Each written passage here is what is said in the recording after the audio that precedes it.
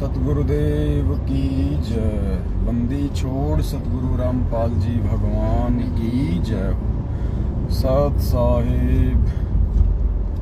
साहिब भाई और बहनों, परमपिता परमात्मा सारी सृष्टि के रचनहार, कुल मालिक, असंख्य ब्रह्मांडों के स्वामी, तीनों लोकों में प्रवेश करके सबका भरण पोषण करने वाले अकाल मूर्त सौद स्वरूपी राम पूज्य गुरुदेव संत श्रोमणी सतगुरु रामपाल जी भगवान के पावन श्री चरण कमलों में हम सभी सत्सेवक भाई बहनों का कोटि कोटि सादर दंडवत प्रणाम।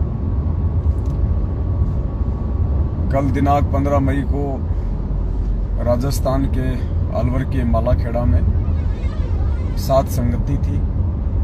कल परमात्मा ने दास को भी मौका दिया सात संगति में जाने का। तो जयपुर से हम 3-4 भगत भाई बहन अलवर के मालाखेड़ा की सात संगति में थे। रात को तकरीबन 10:30-11 बजे हम मालाखेड़ा पहुंचे। परमात्मा जी ने बहुत ही अच्छी सात संगति करवाई। सुबह के 5 बजे तक परमात्मा जी की ज्ञान चर्चा होती रही। भाई बहन आपस में मिलके परमेश्वर की महिमा का गुणगान करते रहे। 60-70 की संख्या में भाई बहन दिल्ली, हरियाणा, मध्य प्रदेश, यूपी, राजस्थान से आए हुए थे। और मालाखेड़ा की सात संगति की वीडियो आप जी दास का जो ये पेज है फेसबुक पेज है, पवन दास इज लाइव, आप उस पेज पे जाके और मालाखेड़ा सात संगति के 3-4 घंटे का वीडियो आप जी देख सकते हैं। 2-3 पार्ट में है। तो जो भाई बहन जुड़ते जा रहे हैं, एक बार वीडियो को जरूर शेयर कर दें। और अभी हम मालाखेड़ा से निकले हैं जयपुर के लिए।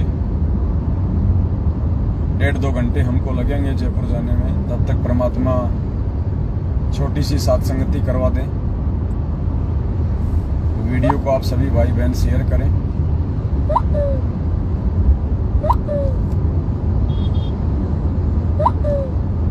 और कुछ छोटी छोटी बातें थी जो आप सभी भाई बहनों को बतानी थी, सात संगति से संबंधित है, पूज्य गुरुदेव जी को भोग लगाने से संबंधित है, जिनकी जानकारी हमको होना अति आवश्यक है। एक बार सभी भाई बहन वीडियो को ज़्यादा से ज़्यादा शेयर कर दें, तब तक हम परमात्मा का मंगलाचरण कर देते हैं। सत साहिब बंदी छोड़ सतगुरु रामपाल जी भगवान की जय हो। गरीब नमो नमो शतपुर सगुण नमस्कार गुरु की नहीं सुर नर संतों सर्वसदी नहीं। सतगुरु साहिब संत सब दंडोतम प्रणाम।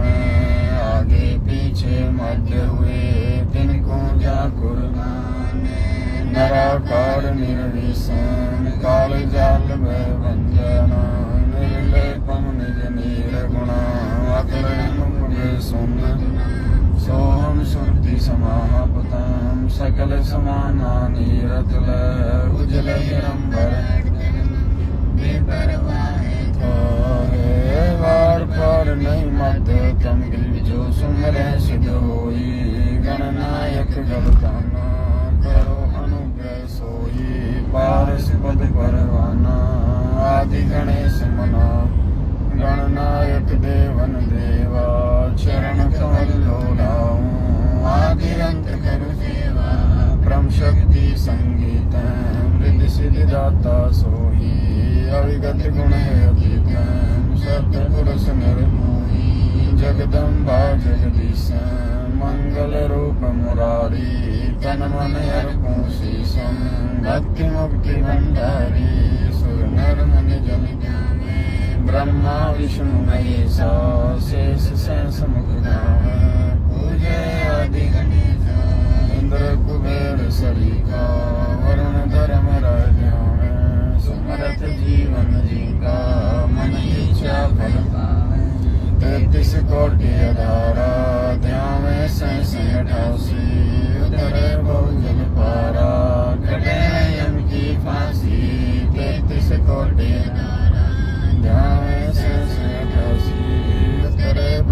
पड़ा कटे यम की फांसी। सत साहेब बंदी छोड़ सतगुरु रामपाल जी भगवान की जय हो। बंदी छोड़ सतगुरु रामपाल जी भगवान की जय हो। बंदी छोड़ सतगुरु रामपाल जी भगवान की जय हो। सत साहेब। जो भी भाई बहन जुड़ रहे हैं एक बार वीडियो को शेयर कर दें। कुछ छोटी छोटी बातें थी जो आप भाई बहनों के साथ में शेयर करनी थी।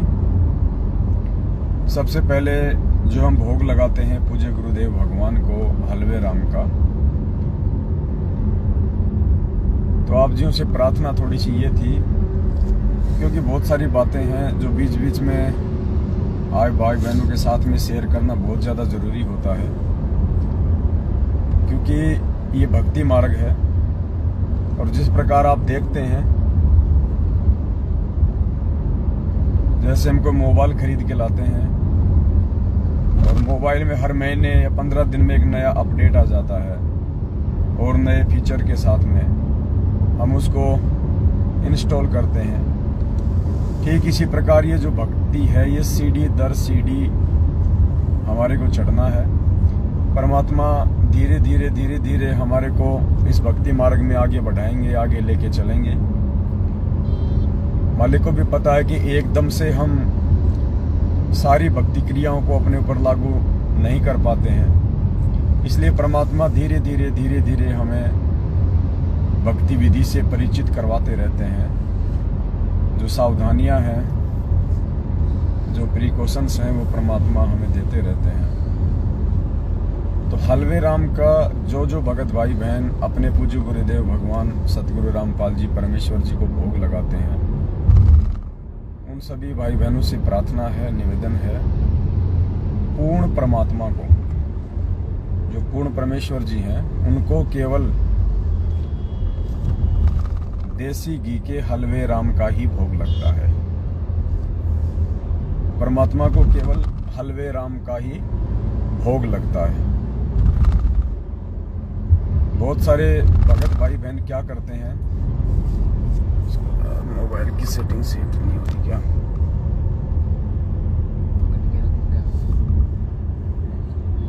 पकड़ के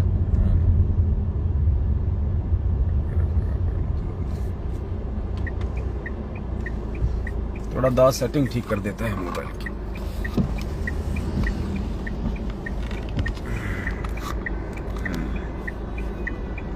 ठीक।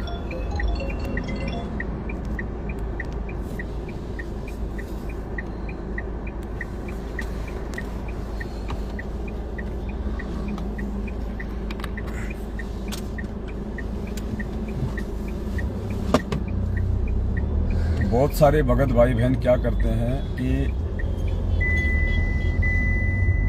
जब गुरुदेव को भोग लगाते हैं तो घर में जो रोटी सब्जी बनती है, जी बेल्ट लगाओ, बेल्ट मत निकालो बड़े भाई, चलन करवा दो कैसे था?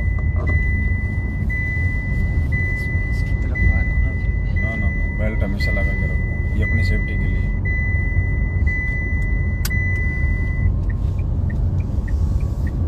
घर पे जब हम परमात्मा जी को भोग लगाते हैं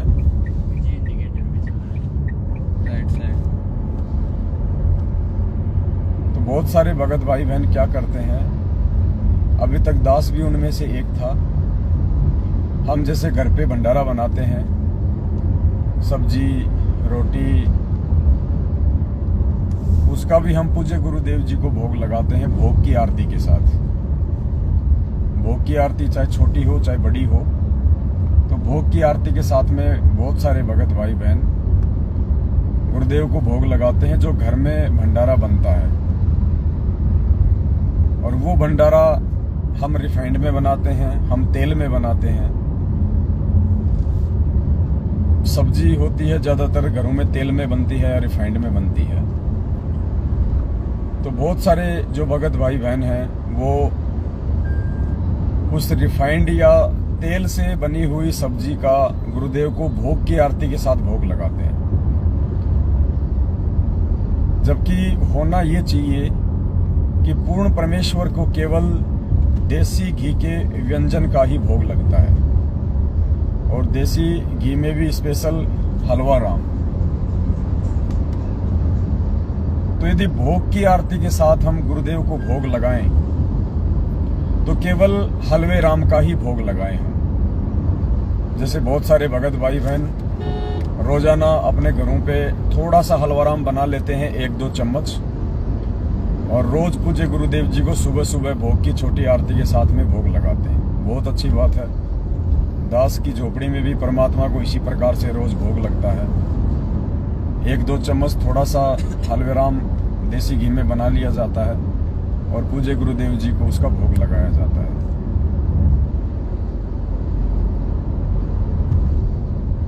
ये जो विधि है ये तो बिल्कुल सही है, ये सत्य है।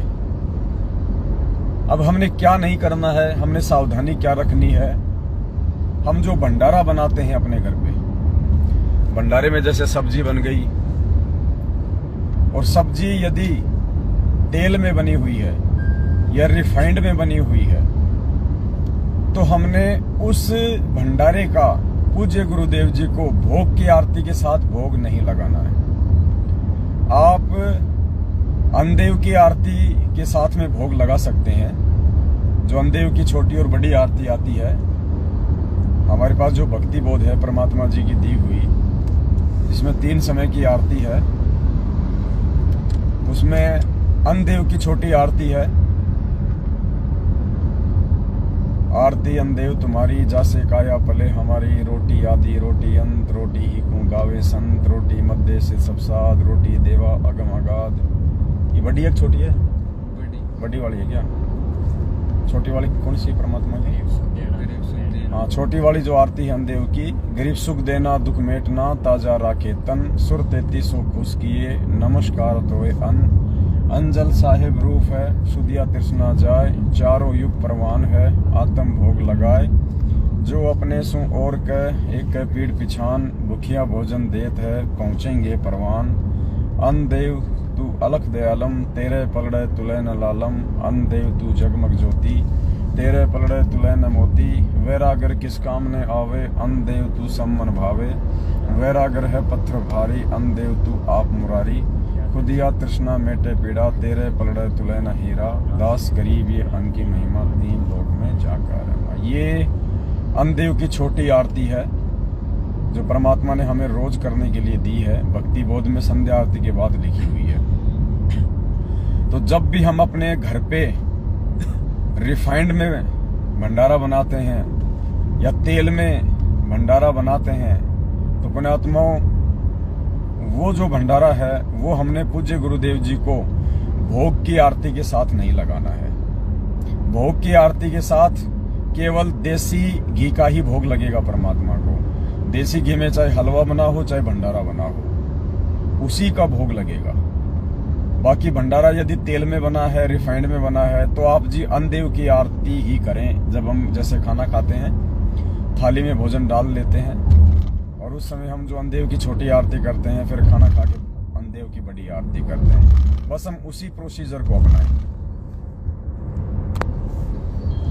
यदि तेल में भंडारा बना है तो सिर्फ अनदेव की आरती के साथ ही भोग लगाएं। बाकी हलवाराम यदि आप बनाते हैं, अब वो आपकी आर्थिक स्थिति और आपके समय के ऊपर है कि आप रोज सुबह सुबह परमात्मा को छोटी भोग की आरती के साथ हलवाराम का भोग लगाते हैं, या सप्ताह में लगाते हैं, या महीने में लगाते हैं, या 15 दिन में लगाते हैं। वो आपकी अपनी व्यवस्था के ऊपर है। तो यदि आप देसी घी का कोई भंडारा बनाते हैं या हलवा बनाते हैं तो केवल उसी को आप भोग की छोटी या बड़ी आरती के साथ सतगुरुदेव जी को भोग लगाएं। अगर आप भंडारा तेल में बना रहे हैं तो आप गुरुदेव को भोग की आरती के साथ भोग ना लगाएं। ये एक विशेष सावधानी है, सभी भाई बहनों ने थोड़ा ध्यान रखना है। दूसरी चीज, जहां जहां सात संगतियां होती हैं, परमात्मा जी को भोग लगाया जाता है, तो कई बार क्या होता है, जैसे समय जो होता है भोग लगाने का, शाम के टाइम जैसे 7 से 7:30 के बीच का अमूमन टाइम होता है, तो बहुत सारे भाई बहन क्या करते हैं, साथ में भंडारे का भी भोग लगाते हैं। यदि भंडारा समय पे नहीं बन पा रहा है तो आप भंडारे का वेट ना करें और हलवाराम बना के पहले आप परमात्मा को जहाँ भी साथ संगति होती है आप बड़ी आरती के साथ में भोग लगा लें। यानी भोग की आरती के लिए आप भंडारे का इंतजार ना करें कि भाई भंडारा बनेगा 1 घंटे में, 2 घंटे में, 8 बजेंगे, 9 बजेंगे। आप वो बिल्कुल भी इंतजार ना करें। 7 से 7:30 बजे के बीच में आपने मात्र हलवाराम के साथ सतगुरुदेव जी को भोग लगाना है। उसके बाद जब भंडारा तैयार हो जाए, और साथ संगति में तो केवल देसी घी का ही भंडारा बनेगा। साथ संगति में आपने किसी भी प्रकार से तेल का या रिफाइंड का या डालडा का यूज नहीं करना है। डालडा तो स्पेशली गुरुदेव ने मना किया है। हमने अपने घर पे भी डालडा का यूज नहीं करना है। घर पे हम अपने तेल में या रिफाइंड में साग सब्जी हम बना सकते हैं, लेकिन जहां जहां साथ संगति होती है वहां हमने सारा का सारा जो भंडारा है वो हमने देसी घी में ही तैयार करना है।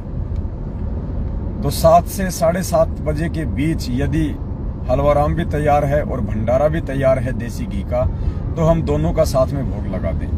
और यदि भंडारा तैयार नहीं हुआ और हलवाराम तैयार हो गया है तो हम 7 से 7:30 बजे के बीच में पूज्य गुरुदेव जी को मात्र हलवाराम के साथ में बड़ी आरती के साथ में हम भोग लगा दें। उसके बाद जब भंडारा तैयार हो जाए तो हम परमात्मा जी के दरबार में रख दें और मंगलाचरण हम कर दें, या आप जी छोटी भोग की आरती के साथ में भी जो है आप भोग लगा सकते हैं। कई बार क्या होता है 8-9 बज जाते हैं, 9:30 बज जाते हैं। दिल्ली में यही हुआ, लेट हो गए, 8:30-9 बज गए, परमात्मा जी को भोग नहीं लगा। और उसके बाद वहाँ पे कार्ड ने अपने एजेंट भेज दिए, सतलोक आश्रम मैनेजमेंट हरियाणा वाले। उन्होंने आरती भी पूरी नहीं करने दी और बीच में ही व्यवधान डालना शुरू कर दिया।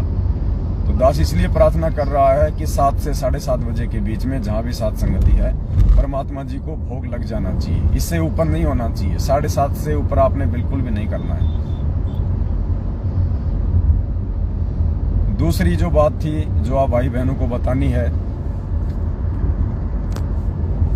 दूसरी बात ये थी कि चाहे आपका घर हो चाहे साथ संगति हो, परमात्मा जी को जो भोग लगेगा वो केवल नए बर्तनों में लगेगा। आप एक थाली, 1-2 कटोरी, 1 चम्मच, 1 गिलास, ये 3-4 आइटम आप जी किसी भी बर्तन की दुकान से खरीद लें। ये आपकी इच्छा और आपकी आर्थिक स्थिति के ऊपर निर्भर करता है कि आप वो तांबे की खरीदेंगे, आप वो कांसे की खरीदेंगे, या आप जी स्टील के खरीदेंगे, या आपकी आर्थिक स्थिति और आपकी स्थिति के ऊपर निर्भर करता है। चांदी या सोने के बर्तन नहीं खरीदने हमने, इस चीज का विशेष तौर पे ध्यान रखना। सोने या चांदी के बर्तन गुरुदेव को भोग लगाने के लिए बिल्कुल भी यूज नहीं करने हैं। आप तांबा यूज कर सकते हैं, आप कांसा यूज कर सकते हैं, आप स्टील के बर्तन यूज कर सकते हैं। तो चाहे घर हो चाहे साथ संगति हो, परमात्मा जी के लिए स्पेशल बर्तन लेके आप जी खरीद लें और उन्हीं में परमात्मा जी को भोग लगे। जैसे साथ संगति हो गई, नए बर्तनों में गुरु जी को भोग लगा, उसके बाद में उन बर्तनों को हम धो मांज के अच्छे से और उनको हम एक जगह किसी साफ कपड़े से लपेट के या किसी पॉलीथीन वगैरह में डाल के हम उनको सुरक्षित जगह पे रख दें। जब दोबारा साथ संगति हो तो उन्हीं बर्तनों में हम पूज्य गुरुदेव जी को भोग लगाएं। उन बर्तनों को कोई भी भगत यूज ना करे, कोई भी परिवार का मेंबर यूज ना करे। और उन बर्तनों को आप जी बाकी बर्तनों के साथ में भी ना रखें बिल्कुल। जो घर के बर्तन होते हैं जो रोज हम काम में लेते हैं, उन बर्तनों के साथ में भी या सिंक में भी हम उन बर्तनों को ना रखें जिन बर्तनों में पूज्य गुरुदेव जी को भोग लगता है। ऐसा ही सेम टू सेम हमने अपने घर पे करना है। 1 कटोरी, 1 थाल, 1 चम्मच, 1 गिलास हम नया खरीद लें। और चाहे आप रोज भोग लगाते हैं, चाहे महीने में लगाते हैं, चाहे 15 दिन में, चाहे सप्ताह में, उन नए बर्तनों में ही परमात्मा जी को भोग लगेगा। उसके बाद तुरंत उनको धो मांज के और वापस किसी साफ कपड़े में लपेट के या सुरक्षित जगह पे रख दें। बाकी जो घर के बर्तन हैं उनके साथ उन बर्तनों को भूलकर भी ना रखें। वो स्पेशल बर्तन रखें आप परमात्मा जी के भोग के लिए। क्या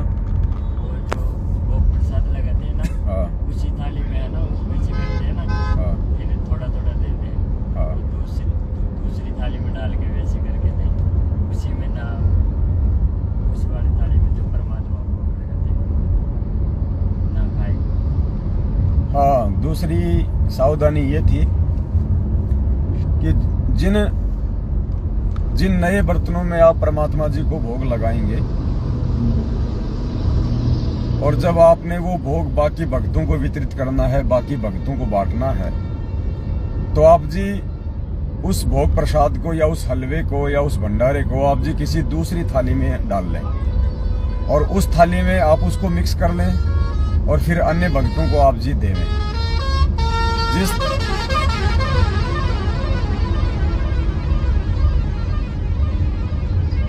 अरे रुक जा भाई,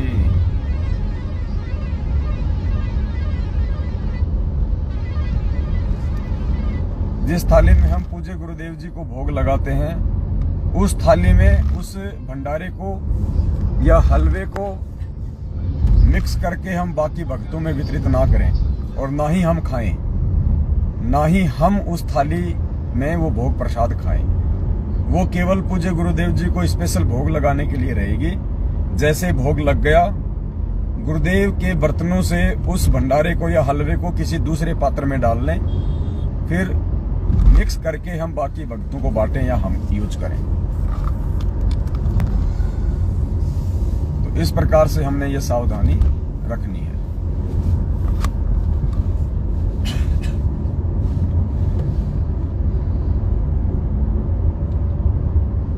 और क्या था भगत जी?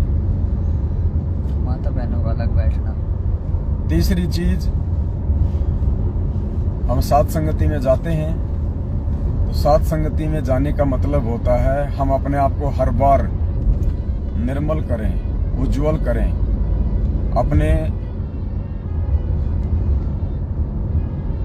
अपने आप को हम साफ करें। हम साध संगति से कुछ सीख कर आए। हमारे अंदर हर बार कुछ चेंज होना चाहिए, हमारे व्यवहार में, हमारे आचरण में, हमारे बोलचाल में परिवर्तन होना चाहिए ताकि दूसरे भक्तों के ऊपर उसका प्रभाव पड़े। परमात्मा ने एक बार सत्संग में कहा था कि बच्चों, तुम जो ये ज्ञान गंगा पुस्तक बांट बांट के जो लोगों को जोड़ रहे हो, यहाँ लेके आ रहे हो, मालिक ने कहा कि इससे मुझे कोई विशेष खुशी नहीं होती।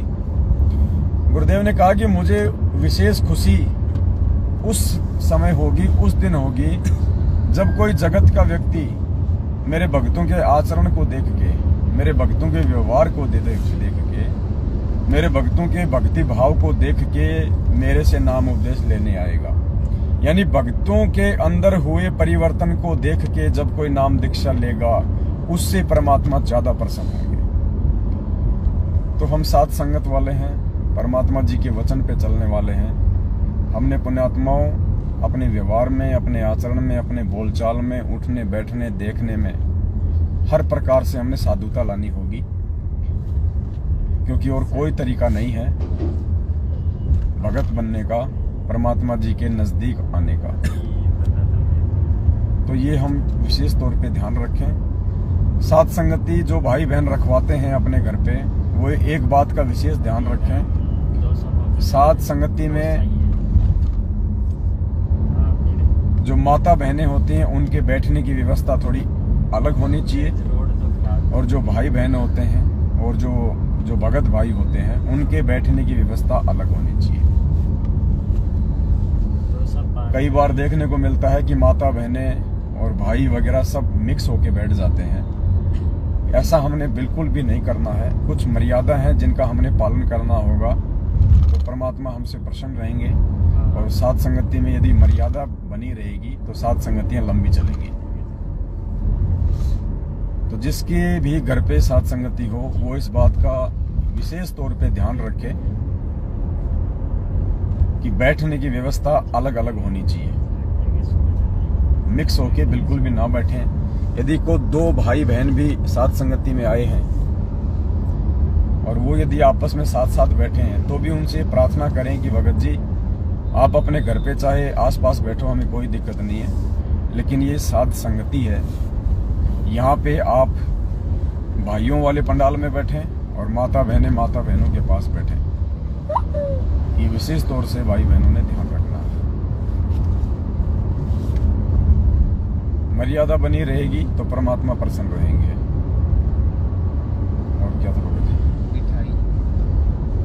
चौथी चीज जो हमने विशेष तौर पे ध्यान रखनी है, साध संगति में हम जो पूज्य गुरुदेव जी को भोग लगाते हैं, हम बाजार से कोई भी मिठाई वगैरह ना लेके आए। देखो, आज से पहले दास भी बाजार से मिठाई लेके आ रहा था, आज से पहले और भाई बहन भी मिठाई वगैरह लेके आ रहे थे और गुरुदेव को भोग लगाते थे। लेकिन जैसे मोबाइल हर महीने या 20 दिन में अपडेट होता रहता है, उसी प्रकार से परमात्मा भी जब हमारा ज्ञान योग खुलता हुआ चला जाता है, परमात्मा सद्बुद्धि देके हमारे को सोचने समझने की शक्ति देते हैं और धीरे धीरे परमात्मा हमें नई नई भक्ति मार्ग की क्रियाओं से और विधियों से परिचित करवाते रहते हैं। तो साध संगति हो चाहे आपका घर हो, हमने मार्केट से किसी भी प्रकार का आइटम सिवाय फल फ्रूट के गुरुदेव को भोग के लिए नहीं खरीदना है। चाहे बाजार में कोई कितनी ही फेमस दुकान क्यों ना हो, चाहे वो कितनी ही अच्छी देसी घी की मिठाई क्यों ना बनाता हो, चाहे उसका स्टाफ कितना ही साफ सुथरा क्यों ना हो, हमने बाजार से बनी हुई मिठाइयाँ पूज्य गुरुदेव जी को साध संगति में या अपने घर पे भोग नहीं लगानी है। यदि आप अपने घर पे बना सकते हैं तो आप जी पूज्य गुरुदेव जी को भोग लगाइए, अन्यथा मार्केट से खरीद के हमने बिल्कुल भी गुरुदेव भगवान को मिठाइयों का भोग नहीं लगाना है। कारण क्या है? बहुत सारे रीजन हैं। परमात्मा ने सत्संगों में सारी बातें साफ की हुई है और हमने गुरुदेव के सत्संगों को आधार बना के ही संभल के चलना होगा। पुण्यात्माओं, चाहे कितनी अच्छी दुकान क्यों ना हो, चाहे कितना ही अच्छे देसी घी में मिठाई क्यों ना बनाई हो, चाहे कितने ही साफ सुथरे तरीके से क्यों ना बनाई हो, लेकिन एक चीज हमको ध्यान रखनी चाहिए कि वो मिठाई बनाने वाले अनुपदेशी हैं। और अनुपदेशी के ऊपर परमात्मा ने 3 लोक का भार बताया। भले हम पैसा दे के मिठाई ला रहे हैं, अच्छी दुकान देख के मिठाई ला रहे हैं, देसी घी से बनी हुई मिठाई ला रहे हैं, लेकिन वो जो मिठाई बनाने वाला है उसके विचार तो शुद्ध नहीं हो सकते, उसके विचार हमारे अनुरूप नहीं हो सकते, उसके विचार हमारे अनुकूल नहीं बल्कि हमारे प्रतिकूल ही होंगे। वो जगत में रमा हुआ व्यक्ति होगा, पता नहीं मिठाई बनाते समय उसके दिमाग में क्या क्या ख्याल आ रहे होंगे। अगर मिठाई बनाते समय उसके दिमाग में कोई काम वासना का बातचीत चल रही है, मिठाई बनाते समय उसके दिमाग में कोई लड़ाई झगड़े की बात चल रही है, मिठाई बनाते समय उसके दिमाग में कोई डर या भय की बात चल रही है, मिठाई बनाते समय उसके दिमाग में कोई लोभ लालच या स्वार्थ की बात चल रही है। पुण्यात्माओं, परमात्मा कहते हैं जैसा खावे अन्न वैसा होवे मन और जैसा पीवे पानी वैसी होवे वाणी। वो विचार ना चाहते हुए भी आप और हम भगत भाई बहनों के अंदर प्रवेश होंगे, हमें वो प्रभावित करेंगे ही करेंगे। इसका उदाहरण परमात्मा ने अपने सत्संगों में दिया कि एक समय 2 साधु थे। वो अपनी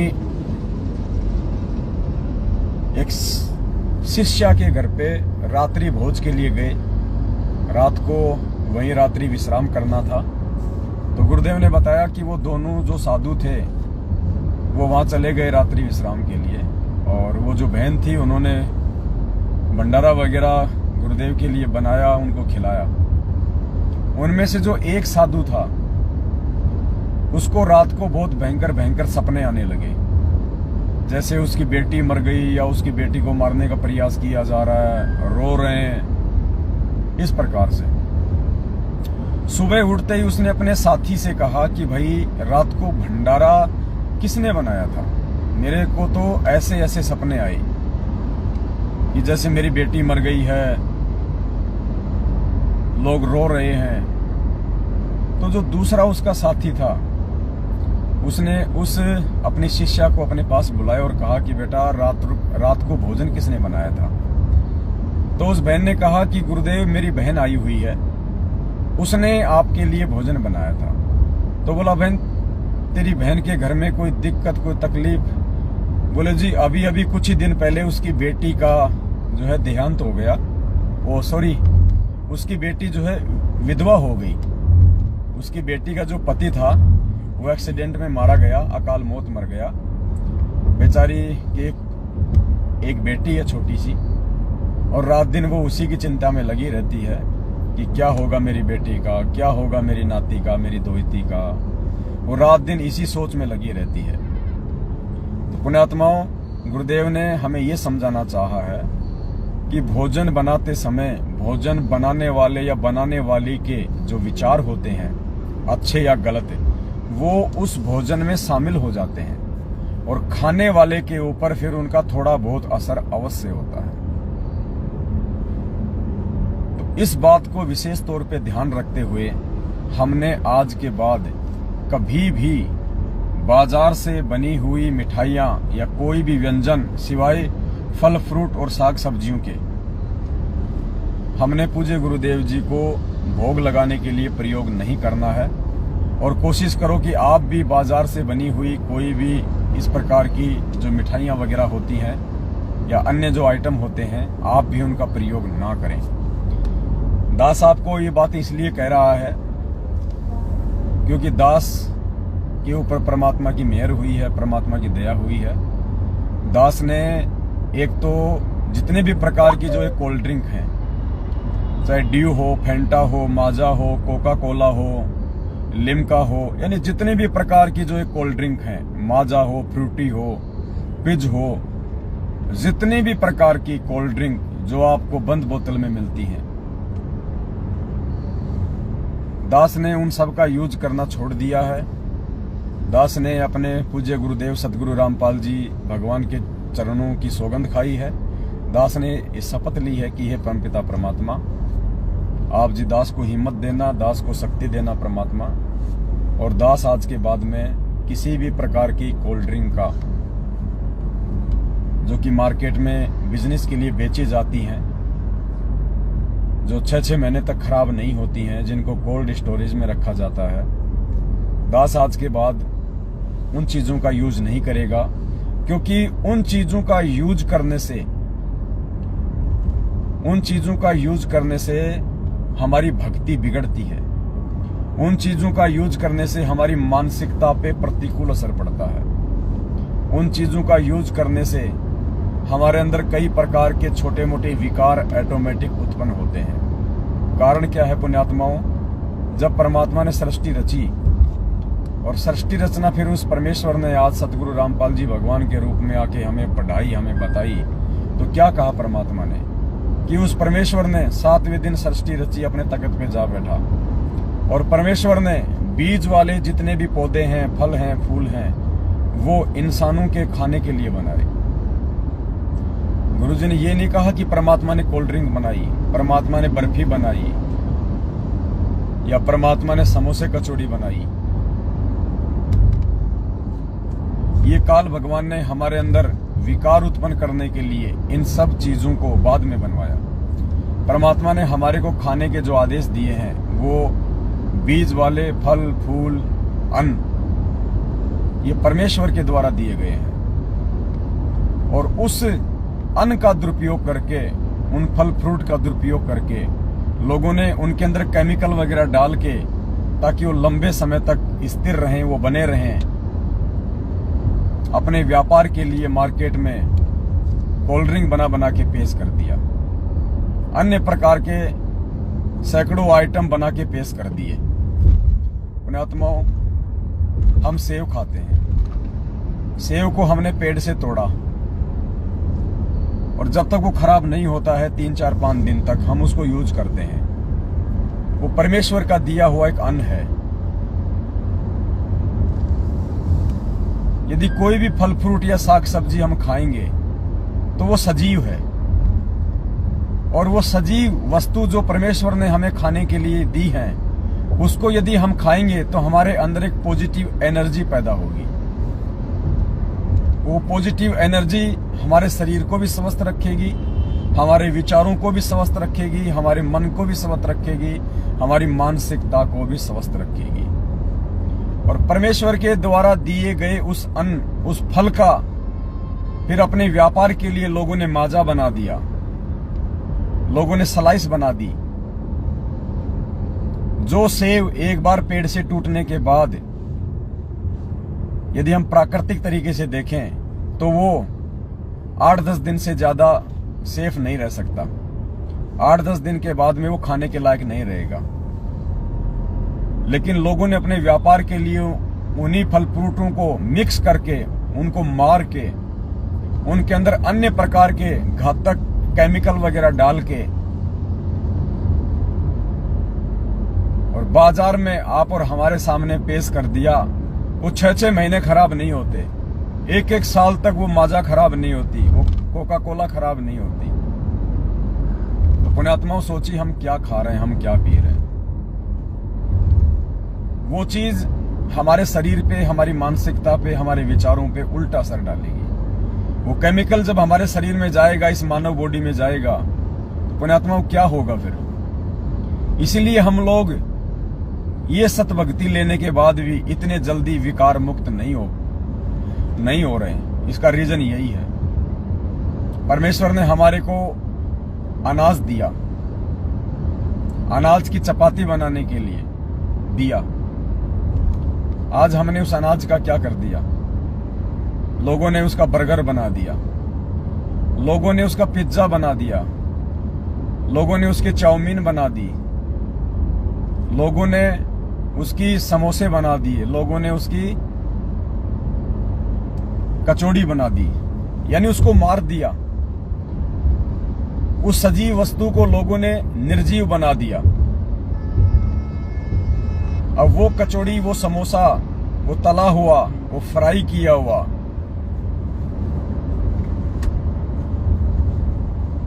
मार्केट में ना जाने कितने प्रकार के घटिया तेल आते हैं, जिनको खाने से हमारे शरीर पे बहुत ज्यादा प्रतिकूल असर पड़ता है। हार्ट अटैक की शिकायतें आती हैं। उस तेल को केवल 3 या 4 बार ही यूज करना होता है, लोग उसको 20-30 बार यूज कर देते हैं समोसे कचौड़ी बना बना के, समोसे कचौड़ी बना बना के। और उस गंध को फिर हम खाते हैं। वो निर्जीव वस्तु, वो हमारे अंदर नेगेटिविटी पैदा करेगी, हमारी मानसिकता को खराब कर देगी। हमारे अंदर रजोगुण का प्रभाव तेजी से बढ़ेगा, हमारे अंदर तमोगुण का प्रभाव तेजी से बढ़ेगा उन चीजों को खाने से। जबकि फल फ्रूट खाने से, साग सब्जी खाने से, सलाद खाने से, लस्सी पीने से, दूध दही घी खाने से हमारे अंदर पॉजिटिविटी आएगी, हमारे अंदर सात्विक जो गुण हैं उनका प्रभाव ज्यादा होगा। और उसी अनाज का दुरुपयोग करके लोग उसने समोसे बना दिए, कचौड़ियां बना दी, कोल्ड ड्रिंक बना दी, बियर बना दी, अन्य प्रकार के घातक पेय पदार्थ बना दिए, खाद्य पदार्थ बना दिए, उसको मार दिया, मशीनों में उसको ग्राइंड कर दिया और अन्य चीजें उसमें मिला दी, एसेंस मिला दिए खुशबू के लिए, अन्य प्रकार के केमिकल बना दिए लंबे समय तक स्टोरेज करने के लिए। और इन चीजों का जब हम प्रयोग करेंगे, पुण्यात्माओं, क्या असर होगा, इन चीजों को हमने समझना पड़ेगा। जिस प्रकार पूज्य गुरुदेव जी ने हमारे को शराब पीने के लिए मना किया है, हमारे को बियर पीने के लिए मना किया, क्यों मना किया पुण्यात्माओं? वो भी तो एक ड्रिंक है, शराब भी तो एक ड्रिंक है, बियर भी तो एक ड्रिंक है, बियर भी तो अनाज से बनती है, शराब भी तो फल फ्रूट से बनती है। परमेश्वर ने हमारे को फल फ्रूट खाने से तो मना नहीं किया, शराब पीने से क्यों मना किया, बियर पीने से क्यों मना किया? जो शराब और बियर होती है वो अंगूर से भी बनती है, सेब से भी बनती है, जौ से भी बनती है, गेहूं से बनती है। वो परमात्मा ने क्यों मना किया? क्योंकि परमेश्वर ने जो फल फ्रूट, जो अन्न हमको, जो जीवित वस्तु, जो पॉजिटिविटी पैदा करने वाली वस्तुएं जो हमारे को खाने के लिए दी थी, काल प्रेरणा से इस प्राणी ने अपने व्यापार के लिए, अपने धंधे के लिए लालचवश वशीभूत होके उन चीजों को निर्जीव बना डाला। शराब बना दी, कोल्ड ड्रिंक बना दी, पिज्जा बना दिया, बर्गर बना दिया, चाउमीन बना दिया, सैकड़ों प्रकार के पेय पदार्थ और खाद्य पदार्थ बना दिए, ऐसी ऐसी सॉस बना दी। आप टमाटर को तोड़ने के बाद, टमाटर को खेत से तोड़ने के बाद, पेड़ से तोड़ने के बाद आप टमाटर को ज्यादा से ज्यादा 3 या 4 दिन के अंदर अंदर यूज कर सकते हैं, उसके बाद वो खराब हो जाएगा। लोगों ने सॉस बना दी, केचप बना दिए, 6-6 महीने वो टमाटर की चटनी खराब नहीं होती। पुण्यात्मा विचार करो उसमें क्या ऐसा केमिकल है जो 6 महीने तक उसको खराब नहीं होने देता। खराब नहीं होने देने का मतलब उसमें के अंदर बदबू पैदा नहीं होती, बाकी वो तो खराब है ही, वो तो शुरू से ही खराब है, लेकिन उसके अंदर बदबू नहीं आती। और 6 महीने बाद हम उस टमाटर की चटनी को खा रहे हैं। पुण्यात्माओं, हम जहर खा रहे हैं, हम पॉइजन खा रहे हैं। और जब तक हम इन चीजों को खाते रहेंगे जो काल भगवान की प्रेरणा से हमारा मानसिक और शारीरिक संतुलन बिगाड़ने के लिए, ये किसान सॉस आज से पहले तो नहीं थी। 100 साल पहले तो टमाटो की चटनी नहीं बनती थी ऐसी, ये कोई केमिकल नहीं थे 100 साल पहले। 100 साल पहले कोल्ड ड्रिंक भी नहीं थी। 100 साल पहले ये आपकी स्लाइस, लिम्का, फेंटा, माजा, ड्यू ये तो नहीं थी। 100 साल पहले पुण्यात्माओं कोई पिज्जा, बर्गर, चाउमीन तो नहीं बनाया करता था। 100 साल पहले ये डिब्बा बंद, ये टिन पैक फूड भी नहीं थे। 100 साल पहले ये चटपटे आइटम, ये क्या खाते हैं बच्चे, ये कुरकुरे वगैरह, ये और क्या आती है वो आलू की बनती है, चिप्स, ये पहले तो नहीं थे पुण्यात्माओं। ये मैगी वगैरह ये पहले तो नहीं थे। ये आज क्यों बनी? इतने सारे डिब्बा बंद पेय पदार्थ, खाद्य पदार्थ आज मार्केट में भरमार है, भरमार। क्यों? सिर्फ और सिर्फ काल प्रेरणा से हमारे अंदर उत्तेजना पैदा करने के लिए, हमारे अंदर विकार पैदा करने के लिए, ताकि हम परमेश्वर की भक्ति ना कर सकें, हमारे विचार शुद्ध ना हो सकें, हम अपने रजोगुण, तमोगुण और शतोगुण पे काबू ना पा सकें। ये सब काल भगवान की सूक्ष्म चाल होती है। इसीलिए परमात्मा ने सबसे पहले हमारी शराब छुड़वाई। शराब के अंदर भी तो एक नशीला पदार्थ होता है जो हमारी मांसपेशियों को, हमारी नसों को स्थिर कर देता, सुन्न कर देता है, हमारे सोचने समझने की शक्ति को बंद कर देता है। कुछ समय के लिए हम मदोश हो जाते हैं। पुण्यात्मा, कोल्ड ड्रिंक भी वही चीज है, कोल्ड ड्रिंक में भी वही आइटम है। अगर उसमें ज्यादा मात्रा में है तो ये जितनी भी प्रकार की कोल्ड ड्रिंक है इनमें थोड़ी मात्रा में है, लेकिन है सारी चीजें वही।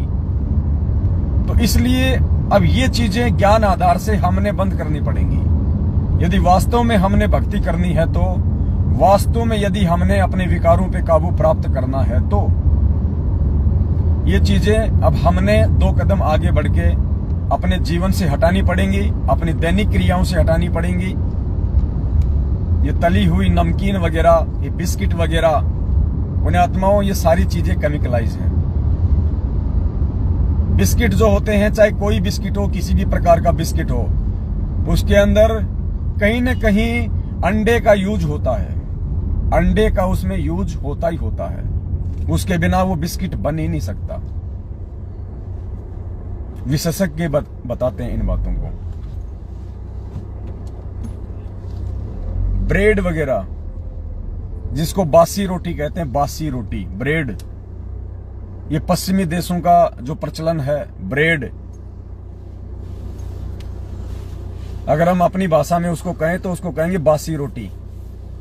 जो वो बेकार रोटी होती है जिसको कुत्ते खाते हैं, उसको कहते हैं ब्रेड।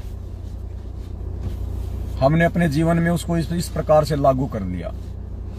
ब्रेड पे लगा के चटनी, लगा के सॉस, चक्कू से डाल के उसमें 2-4 खीरे, रे साहब बन गई सैंडविच। वाह जी वाह, 2 महीने बाद में पेट का सैंडविच बन जाएगा। तो दास ये सारी बातें आपको पुण्यात्मा इसलिए कह रहा है कि परमात्मा ने सबसे पहले ये जितनी भी प्रकार की जो कोल्ड ड्रिंक हैं, ये परमात्मा ने दास से ये बंद करवा दी है। दास ने अपने परमेश्वर के चरणों की सौगंध खा ली है, परमात्मा से हिम्मत मांगी है, शक्ति मांगी है, आत्मबल और विश्वास मांगा है कि परमेश्वर आपकी रजा के बिना दास इन चीजों से दूर नहीं हो सकता है, क्योंकि मैं एक जीव हूं। मेरे अंदर 5 विकार और 25 प्रकृतियां हैं। मेरे अंदर भी वो मन है, काल सबके अंदर बैठा हुआ है मन रूप में। परमात्मा आप साथ देंगे तो ये चीजें हम छोड़ पाएंगे। तो मालिक ने बहुत बड़ी मेहर की। दास को सौपन में भी ये चीजें अब याद नहीं आती हैं, और आप सभी भाई बहनों को भी हम जागरूक करने के लिए ये बातें हम बता रहे हैं।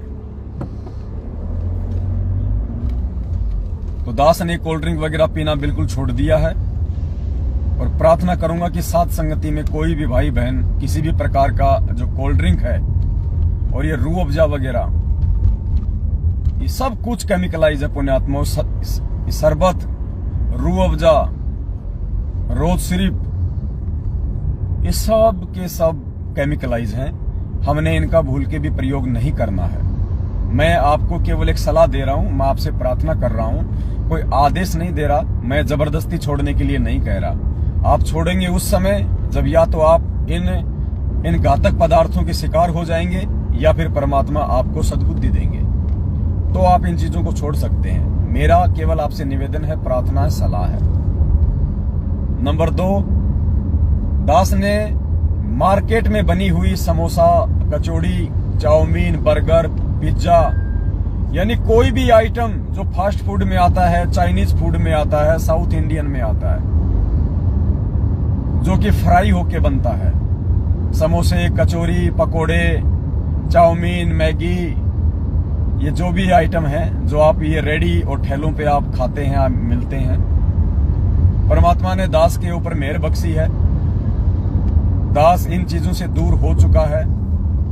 परमात्मा ने इन चीजों को छुड़वाने के लिए जयपुर से हमारे किशन भगत जी हैं, उनको निमित्त बनाया। उन्होंने दास को ये संदेश दिए परमात्मा के निमित्त होके, और उधर से परमात्मा ने दास को सत प्रेरणा की, दास को सद्बुद्धि दी, और दास ने इन चीजों के ऊपर विचार करके कि वास्तव में हम क्या खा रहे हैं, हम क्या पी रहे हैं, हमारी जीवन शैली क्या होनी चाहिए थी भक्ति मार्ग में आने के बाद, और क्या हो चुकी है, हम ये जहर खा रहे हैं और साथ में परमात्मा की भक्ति भी कर रहे हैं। इसीलिए तो हमारे विकारों पे कंट्रोल नहीं हो पा रहा, वरना ये भक्ति तो पुण्यात्माओं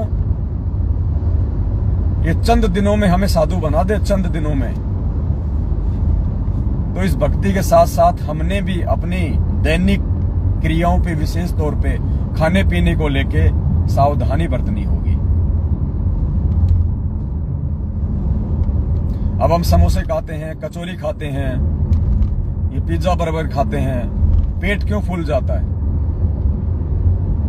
आपने देखा होगा जब आदमी मरता है, जब आदमी डेड हो जाता है, तो वो उसकी बॉडी जो है फूल जाती है, उससे पहले नहीं फूलती। आदमी जब मरता है तो बाद में उसकी बॉडी फूल जाती है ऑटोमेटिक। क्यों फूल जाती है? क्योंकि उसके शरीर की जो कोशिकाएं हैं वो मर जाती हैं, वो काम करना बंद कर देती हैं, वो शून्य हो जाती हैं, तो वो शरीर फूल जाता है। और जब हम ये समोसा, कचौरी, पिज्जा, बर्गर, सैंडविच ये खाते हैं तो हमारे शरीर में फुल आउट शुरू हो जाती है, या किसी का पेट बाहर आना शुरू हो जाता है। क्यों?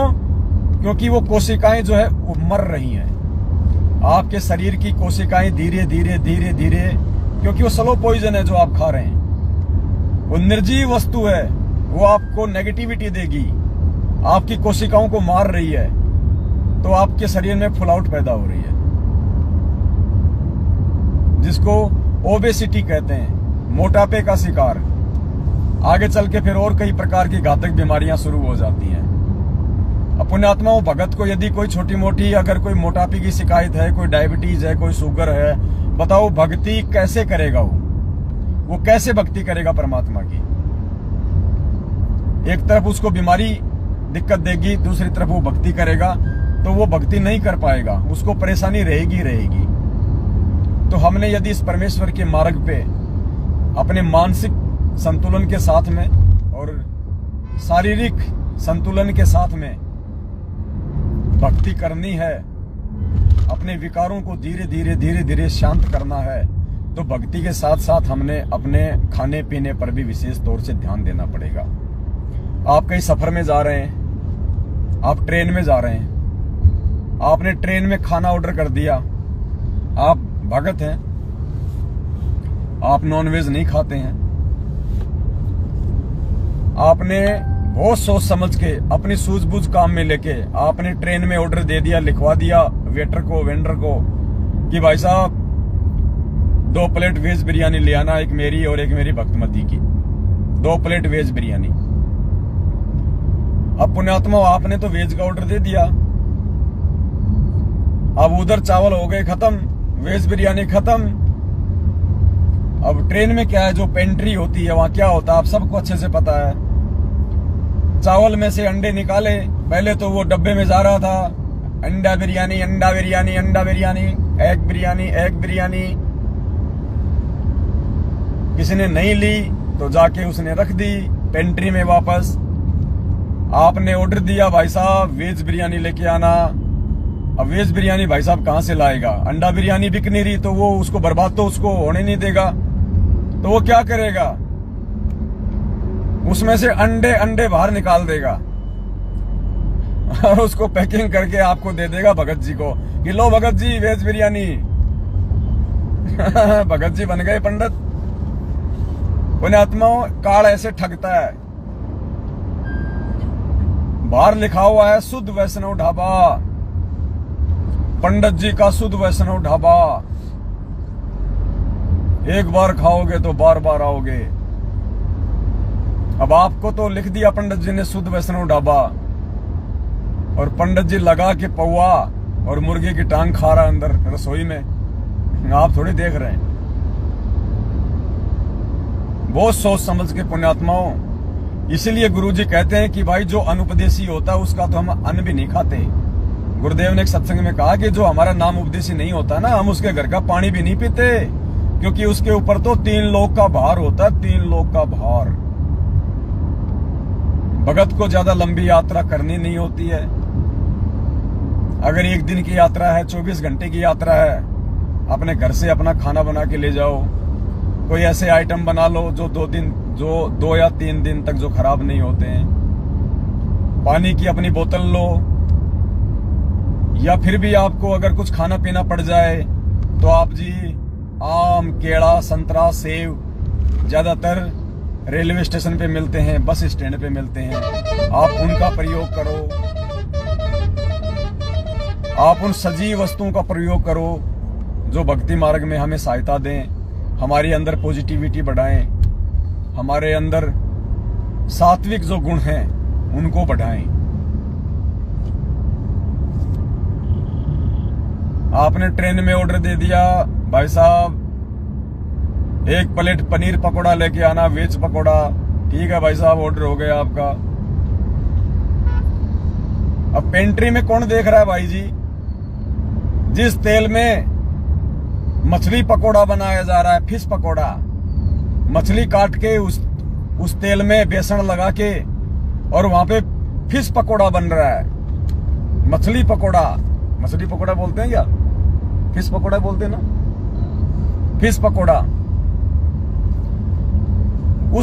उस कढ़ाई में, उस तेल में फिश पकोड़ा बन रहा है किसी ऐसे व्यक्ति के लिए जिसने फिश पकोड़ा का ऑर्डर दिया था, मछली पकोड़ा का। जैसे ही वो ऑर्डर तैयार हुआ, उसी तेल में पनीर के ऊपर लगा के बेसन आपके पकोड़े तले जा रहे हैं। लो जी ये पनीर पकोड़े तैयार हो गए पंडित जी के, भगत जी के। भगत जी के पास गया, लो भगत जी आपका पनीर पकोड़ा। भगत जी ने खाया पनीर पकोड़ा, उंगली चाटता रह गया। बना तो ऐसे हमें काल ठगता है। ये सद्बुद्धि परमात्मा धीरे धीरे देता है। आज से पहले हम भी ऐसा ही कर रहे थे भाई, हम भी ऐसे खाते थे ट्रेनों में, हम भी ऐसे कोल्ड ड्रिंक पीते थे, हम भी ऐसे कचौरी पकोड़े खाते थे, समोसे खाते थे। अब परमात्मा ने दास को सद्बुद्धि दी है तो दास अपने विचार भाई बहनों के समक्ष रख रहा है।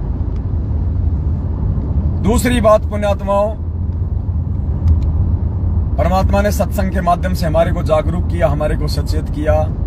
द्वापर युग में जब पांडवों का यज्ञ सफल नहीं हो रहा था और 5 पांडव श्री कृष्ण जी सुपस्थ रूप में उस कबीर परमेश्वर को लेके आए और श्री कृष्ण जी ने कहा कि द्रौपदी यही एकमात्र संत है धरती पे जो तुम्हारा शंख बजा सकता है, तुम्हारा यज्ञ सफल कर सकता है, दूसरा कोई नहीं है। और इसके लिए भोजन भंडारा तैयार कर जितना तू कर सकती है। पुण्यात्माओं, द्रौपदी ने बहुत अच्छे तरीके से अपने खुद के हाथों से, जबकि नौकरानियां थी, लेकिन उसने खुद परमात्मा जी के लिए भोजन भंडारा तैयार किया। 56 प्रकार के कचौड़ी, पकौड़ी, समोसे, खीर, खांड, हलवे, लाडू, जलेबी, खुरमे, पता नहीं क्या क्या बनाए और परमात्मा जी के सामने रख दिए। परमात्मा जी ने सबको मिक्स किया और खाने लगे। 5 ग्रास बना लिए। तो द्रौपदी के मन में, वो भोजन बनाने वाली के मन में क्या विचार आए? देखना, विचार करना पुण्यात्माओं। भोजन बनाते समय कोई गलत विचार नहीं आया, लेकिन भोजन परमेश्वर के आगे रखने के बाद बनाने वाली के मन में क्या विचार आए कि ये काहे का संत है, ये काहे का ये पंचानन शंख बजाएगा, इसको खाना भी तो नहीं खाना आता ढंग से, कहां से जंगली आदमी उठा लाए घास फूस खाने वाला। द्रौपदी के मन में ये विचार आ गए। उस भोजन बनाने वाली के मन में इतने से विचार आए थे। पुण्यात्माओं, पांडवों का शंख नहीं बजा, पांडवों का यज्ञ सफल नहीं हुआ। और हम भी मार्केट से यदि कोई भोजन खरीदते हैं, कोई मिठाई खरीदते हैं, तो परमात्मा को ही भोग लगाने के लिए खरीदते हैं। और जब द्रौपदी के मन में ऐसे विचार आने से परमात्मा ने भोग प्रसाद स्वीकार नहीं किया, अर्थात उनका शंख। नेट तो खत्म नहीं हो गया आपका? आ गया। सत्साई पुण्यात्माओं, थोड़ा नेटवर्क की प्रॉब्लम आ गई थी। तो कहने का मतलब है, हमने परमेश्वर के द्वारा दिए गए सत्संगों को आधार बनाना पड़ेगा। ये कथाएं जो परमेश्वर ने हमें सुनाई है, उन कथाओं को आधार बना के हमने अपनी जीवन शैली में परिवर्तन करना पड़ेगा। अपने खान पान, अपने रहन सहन, हम किन लोगों की संगति कर रहे हैं, हम किन लोगों से ज्यादा मिल रहे हैं, उन लोगों के विचार भी हमारे को प्रभावित करेंगे। यदि हम अच्छे लोगों की संगति कर रहे हैं, अपने ही भगत भाई बहनों की संगति कर रहे हैं, और भगत भाई बहनों की भी उनकी जो मर्यादा में है, जो गुरुदेव को भगवान मानते हैं, परमात्मा मानते हैं, तो हमारे विचार भी उनके जैसे ही बनेंगे, भक्ति में सहायक होंगे। और यदि हम जगत वालों की संगति करते हैं, अनुपदेशी व्यक्ति की संगत करते हैं, तो पुण्यात्माओं, उसके विचार हमारे को प्रभावित करेंगे, उसके विचार हमारे अंदर कुप्रेरणा पैदा करेंगे, उसके विचार हमारे अंदर विकार पैदा करेंगे। और परमात्मा कहते हैं कि आज नहीं तो कल, कभी न कभी आपके अंदर, आपके मन में भक्ति और भगवान के प्रति कोई न कोई विक्षेप आ ही सकता है। इसलिए परमात्मा ने अपनी वाणी में भी कहा कि दुनिया से ती दोस्ती और पड़े भजन में भंग, एका एकी राम से के साधु के संग। कि दुनिया वालों के पास, अनुपदेशी व्यक्ति के पास बैठने से भी पाप लगता है, क्योंकि वो तो वही बातें करेगा। मेरा छोरा वो कर रहा है, मेरी बेटी वो कर रही है, वो इंजीनियर बन गया, वो 1 लाख रुपए महीने की तनख्वाह ले रहा है, उसने बड़ी गाड़ी ले ली, उसने कोठी बना ली। उसके तो वही विचार, वो तो वही सारी बातें सारा दिन वो करेगा। तो पुण्यात्मा, उसके विचार हमको भी प्रभावित करेंगे, और आज नहीं तो कल, कल नहीं तो परसों, कभी न कभी हम उसके विचारों से प्रभावित होंगे, क्योंकि ये काल का लोक है। यहाँ पे चारों तरफ रजगुण, तमोगुण, सतोगुण फैला हुआ है।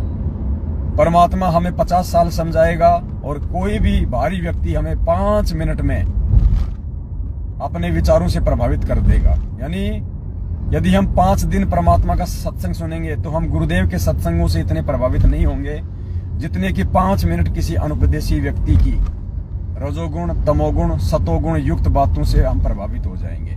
तो इसका एक ही तरीका बताया परमात्मा ने कि ऐसे व्यक्ति के पास हमें बैठना ही नहीं चाहिए, हमें उनसे अपनी दोस्ती ही समाप्त कर देनी चाहिए। यदि आपकी ऐसे किसी व्यक्ति से दोस्ती है, भाईचारा ज्यादा है, तो आपने धीरे धीरे उसको कम कर देना चाहिए। या तो अपने उस मित्र को, अपने रिश्तेदार को परमात्मा से जोड़ दो, अन्यथा अपनी मित्रता उससे तोड़ दो। वरना एक दिन आपकी भक्ति मार्ग में वो बाधा बन के खड़ा हो जाएगा। वो मित्रता आपकी शत्रु बन जाएगी, परमात्मा की भक्ति में बाधक बन जाएगी। इसलिए गुरुजी कहते हैं अगर बैठो तो अपने भगत भाइयों के साथ बैठो, अपने भगत भाई बहनों से चर्चा करो, या परमात्मा के नाम पे लगे रहो, कोई सत्संग सुन लो, कोई शब्द सुन लो। ये तरीका बताया परमात्मा ने भक्ति पे जीवित रहने के लिए। तो पुण्यात्माओं, ये सात संगतियां परमात्मा इसीलिए रखवा रहे हैं कि हम सतगुरु रामपाल जी भगवान के हिसार जेल से बाहर आने तक हम लोग भक्ति मार्ग पे जीवित रह सकें। इसीलिए परमात्मा ये सात संगतियां रखवा रहे हैं। वरना सतलोक आश्रम मैनेजमेंट हरियाणा के पीछे लगी हुई लाखों की संख्या में संगत का क्या हाल हो रहा है। कोई भी गुरु मर्यादा में नहीं है, सबकी मर्यादा खंडित करवा रखी है, सबकी मर्यादा। किसी से राजनीति करवा के, किसी को आरक्षणों में बैठा के, किसी से ज्योति पाठ और दान का पैसा लेके, कुपात्र लोगों को देके, जाट आरक्षण में देके, आनंदपाल सिंह जो गैंगस्टर था उसकी सीबीआई जांच में देके, देह दान करवा के, रक्त दान करवा के, अन्य बहुत प्रकार से रैली धरनों का समर्थन करवा के, उन जगत वालों का जिनसे हमारा कोई लेन देन नहीं, परमात्मा के वचन को तोड़वाया। क्योंकि आपने ऐसे व्यक्तियों की संगत कर ली जिनसे हमारा मन नहीं मिला। परमात्मा कहते हैं कबीरा तहां जाइए रह संतन की प्रीत, इष्ट मिले और मन मिले, मिले सकल रस रीत। गुरुजी कहते हैं कि यदि आप भगत हो, आपने नाम उपदेश ले रखा है, तो आपने ऐसे लोगों की संगति करनी चाहिए, आपने ऐसे लोगों के बीच में रहना चाहिए, बैठना उठना चाहिए जिनके साथ आपके विचार, आपका मन, आपकी भक्ति क्रिया मेल खाती हो। कबीरा तहां जाइए रह संतन की प्रीत, यानी आप कहीं भी जाओ, देश में विदेश में कहीं भी, परमात्मा कहते हैं साधु के संपर्क में रहो, अच्छे भक्तों के संपर्क में रहो, उनसे प्रीति बना के रखो, उनसे प्यार प्रेम बना के रखो। कबीरा तहां जाइए रह संतन की प्रीत। कौन से साधु संतों से? इष्ट मिले और मन मिले, मिले सकल रस रीत। उस भगत भाई से आपका इष्ट मेल खाना चाहिए, यानी आप जिसको इष्ट मान के पूजा कर रहे हैं वो भी वैसे ही विचारों वाला होना चाहिए। जैसे हम सात संगत वाले सतगुरु रामपाल जी भगवान को अपना इष्ट मान के हम उनकी पूजा करते हैं, उनको भोग लगाते हैं। तो यदि आप ऐसे किसी भगत भाई के संपर्क में रहेंगे, उसके पास उठेंगे बैठेंगे, तो ही आप भक्ति पे जीवित रह पाएंगे, तो ही आपके विचार शुद्ध रह पाएंगे। वरना देख लो, एक ही गुरु के शिष्य हैं, सतसेवक और सतलोक आश्रम मैनेजमेंट। आज हमारा इष्ट भी मेल नहीं खा रहा, हम दोनों का इष्ट भी अलग अलग है। काल प्रेरणा से और अपनी अज्ञानता के चलते, गुरुदेव के तत्व ज्ञान युक्त सत्संगों को ना समझ पाने के चलते, सतलोक आश्रम मैनेजमेंट हरियाणा और गुरुजी का कलयुगी परिवार एक दाढ़ी मूछ वाली फोटो को, जो काल्पनिक फोटो है, हाथ से बनाया हुआ चित्र, उसको अपना इष्ट मानता है, उस फोटो को अपना इष्ट मानता है। जून के महीने में उसका प्रकट दिवस मना के उसकी पूजा करते हैं। और हम सत्सेवक सतगुरु रामपाल जी भगवान को, जो कि साक्षात धरती पे प्रकट है, मानव शरीर में प्रकट है, जिंदा रूप है, हम उनको अपना इष्ट मान के, उनके ज्ञान आधार से कि निर्गुण सरगुण एक है, दूजा ब्रह्म विकार, निर्गुण साहिब आप हैं, सरगुण संत विचार, और गुरु गोविंद दो नहीं भाई, जो दो समझेगा वो दोजक में जाई। फिर परमात्मा कहते हैं सतगुरु साहिब एक शरीरा, और सतगुरु बिना न लागे तीरा। फिर परमात्मा कहते हैं कि गुरु को पूर्ण ब्रह्म कर जाने, हमें आदेश दे रहे हैं परमात्मा कि गुरु को ही पूर्ण ब्रह्म कर जाने, गुरु को ही पूर्ण परमात्मा जानिए मानिए, और भाव कभू नहीं आने। इसके अलावा तुम्हारे मन में कोई दूसरा भाव भी नहीं आना चाहिए कि ये गुरु माँ के गर्भ से आया है, या ये परमात्मा का भेजा हुआ संत है, उनका दूत है, उनका संदेश वाहक है। कहते हैं आपके मन में इस प्रकार के कुविचार बिल्कुल भी नहीं आने चाहिए। गुरु को पूर्ण ब्रह्म कर जाने। पूर्ण ब्रह्म कौन? कबीर साहब, जिनका वैदिक नाम है, जिनका वैदिक नाम है कबीर। तो परमात्मा कहते हैं स्वयं कि गुरु को ही कबीर जानो, गुरु को पूर्ण ब्रह्म कर जाने और दूसरे भाव कभू नहीं आने। दूसरे तो मन में भाव भी नहीं आने चाहिए गुरु को परमात्मा मानने के अलावा। तो पुण्यात्माओं, जब आप किसी ऐसे भाई बहन की संगति करोगे, आप उसके संपर्क में रहोगे, तो उससे आपका इष्ट भी मेल खाएगा। इष्ट मिले और मन मिले, आपका और उसका जो मन है वो भी मिलेगा, क्योंकि आपकी जो क्रिया है वो सेम क्रिया है। वो भी भोग लगाता है गुरु जी को, आप भी भोग लगाते हैं। वो भी गुरु जी को कबीर परमात्मा मानता है, दाढ़ी मूछ वाली फोटो को नहीं मानता। आप भी गुरु जी को ही कबीर परमात्मा मानते हो, दाढ़ी मूछ वाली काल्पनिक फोटो को नहीं मानते। तो आपकी जो दोस्ती है, आपका जो प्यार प्रेम है, आपका जो मेल मिलाप है, वो बढ़ता ही चला जाएगा। इसलिए परमात्मा कहते हैं कबीरा तहां जाइए रह संतन की प्रीत, इष्ट मिले और मन मिले, मिले सकल रस रीत। आज हमारे विचार इसीलिए सतलोक आश्रम मैनेजमेंट हरियाणा से एक ही गुरु के शिष्य होने के बावजूद भी मेल नहीं खाते, क्योंकि हम साधु हैं, हम साधुता में रहना पसंद करते हैं, हम गुरुदेव के वचन पे चलते हैं। आवत गाड़ी एक है उल्टा हो अनेक, कहे कबीर ना उल्टियो रहे एक की एक।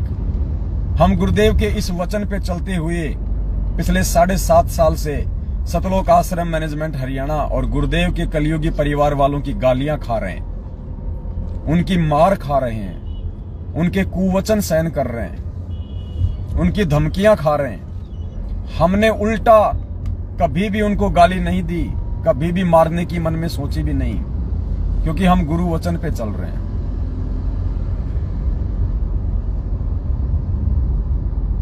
पुण्यात्माओं, जो भगत समाज परमात्मा तैयार करना चाहते हैं वो सात संगतियों से तैयार हो रहा है। हमारे गुरुदेव साधु हैं, हमने भी साधु बनना पड़ेगा, हमने भी साधु भाव लाना पड़ेगा। हमें अपने गुरुदेव के जैसा बनने का प्रयास करना है। मालिक कहते हैं गुरु को कीजिए दंडवत और कोटि कोटि प्रणाम, कीट न जाने भृंग को गुरु कर ले आप समान। इसी प्रकार गुरु अपने भगत को, अपने शिष्य को, अपने सेवक को अपने जैसे गुणों युक्त करना चाहता है, अपने जैसा बनाना चाहता है, तब कहीं जाके पुण्यात्माओं सतलोक जाने का नंबर आएगा। ये फर्जी सार नाम ले लेके चैनी खैनी लगाते हो गाल के नीचे, बिगड़ गए तुम तो। पहले ठीक था, और जैसे ही रोहतक से फर्जी सार नाम लिया, हरियाणा से फर्जी सार नाम लिया मैनेजमेंट से, उसके बाद भाई साहब गाल के नीचे चैनी खैनी लगाने लग गया, शराब पीने लग गया, भक्तमती के साथ गाली गलौज करने लग गया, मारपीट करने लग गया। ये दुर्बुद्धि क्यों पैदा हुई? 2 कारणों से। परमात्मा ने बताया कि 2 कारण होते हैं इसके। सबसे पहला कारण है मनमाने आचरण में सहयोग करना। मनमाना आचरण जो 7.5 साल से सतलोक आश्रम मैनेजमेंट हरियाणा के द्वारा भगत समाज से करवाया जा रहा है। राजनीति, आरक्षणबाजी, गैंगस्टरों की सीबीआई जांच, फालतू के धरने, प्रदर्शन, रैलियां, गुरुजी की जमानत के लिए डीएम, सीएम, पीएम को धरने ज्ञापन। अरे नालायको, अरे जब गुरुजी को परमात्मा मान लिया तो गुरुजी की जमानत के लिए इन 2 कोड़ी के सीएम पीएम के आगे भीख मांगोगे तुम? तुम्हारा बुद्धि स्तर तालाब के कीचड़ से भी नीचे जा चुका है। ये मर्यादा तुड़वा दी आप लोगों की। इस प्रकार के घटिया कुकर्म करवा के आपके गुरु को मानुष साबित करवा दिया इन्होंने। आपके गुरु का जन्मदिन मनवा दिया इन लोगों ने। जन्मदिन आदरणीय गरीबदास जी महाराज जी ने कहा कि गुरु को मानुष कर जानते वो नर कहिए अंधे, ओवे दुखी संसार में फिर आगे काल के फंदे। तो गुरु को मानुष कैसे माना जाता है? गुरु का जन्मदिन मनाना, यानी जन्मदिन उसका मनाया जाता है जो मां से जन्म लेता है, जो जेल में लिपट के आता है, जो गंदगी में लिपट के आता है, जो 84 लाख योनियों का जो प्राणी होता है, उसको कहते हैं जीव, मनुष्य, मानव। तो गरीबदास जी कहते हैं गुरु मानुष कर जानते, यानी अपने जैसा माँ के गर्भ से जेर में लिपट के आया हुआ मानोगे, अपने जैसा जीव मानोगे, अपने जैसा प्राणी मानोगे। तो कहते हैं गुरु मानुष कर जानते, वो नर कहिए अंध। अरे वो इंसान, वो भगत तो अंधे हैं, अंधे। और वह दुखी संसार में, वो यहां भी दुखी रहेंगे जब तक जिएंगे तब तक। आज मैनेजमेंट दुखी है, मैनेजमेंट के पीछे लगी हुई संगत महा दुखी है। अकाल मौत हो रही है, सारनामी भक्तों के घरों से अकाल मौत, अर्थियां उठ रही हैं, घर घर में लड़ाई झगड़े, कुविचार, दुर्बुद्धि। इससे ज्यादा दुर्गति और क्या होगी, इससे ज्यादा दुखी और क्या होंगे ये लोग। तो कहते हैं होए दुखी संसार में, फिर आ गए यम के फंद। फिर कहते हैं कबीरा तेनर अंध हैं, जो गुरु को कहते और, यानी जो अपने गुरु जी को और समझते हैं। और यानी ये तो संदेश वाहक है, ये तो परमात्मा का भेजा हुआ है।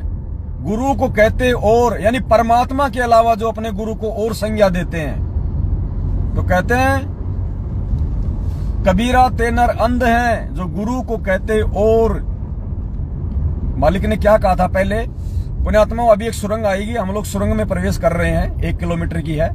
तो अभी हमारा जो नेटवर्क है वो काम करना बंद कर देगा। अभी आप थोड़ा लाइव रहिए, बाद में आपको दास बताएगा।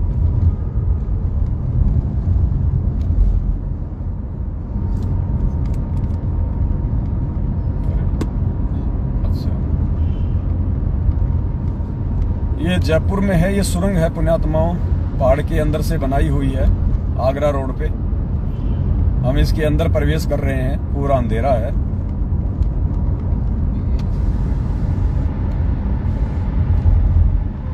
नेटवर्क हो सकता है यहाँ पे जाएगा।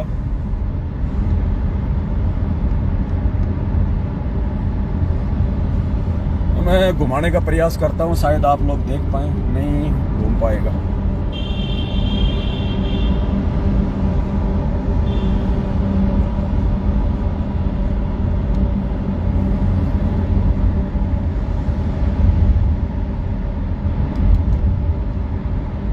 अभी थोड़ा चल रहे हैं हम सुरंग में। भगत जी बंद करो ना, क्या कर रहे हो? अरे यार ये गंदगी आ रही है, भगत जी क्या कर रहे हो आप? अरे यार ये मत किया कर राहुल, अमित ये मत करिए। अगर कभी कितना पॉल्यूशन है पता है?